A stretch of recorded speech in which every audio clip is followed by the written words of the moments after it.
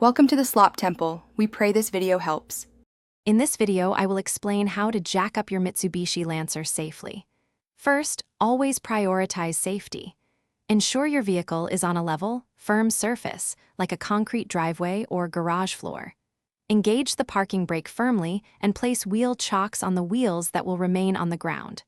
Remember, a jack is for lifting, not for holding the vehicle's weight.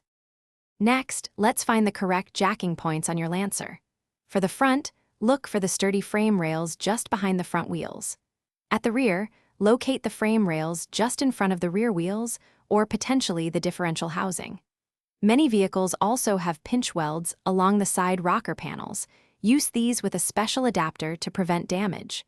Always refer to your owner's manual for precise locations. With your jack points identified, position your floor jack directly underneath one. Ensure the jack head makes full, stable contact with the reinforced point. Begin to slowly pump the jack handle, raising the vehicle smoothly. Lift the car only high enough so the tire clears the ground by about 2 to 3 inches. Continuously check that the jack remains straight and stable as the vehicle ascends. Once lifted, immediately place 2 jack stands under strong, reinforced frame points adjacent to your jack. Slowly release the jack, allowing the vehicle to rest securely on both jack stands. Give the car a gentle push to confirm it is stable and secure before working underneath. When finished, slightly raise the car with the jack, remove the stands, and then slowly lower your Lancer completely to the ground. Thanks for watching.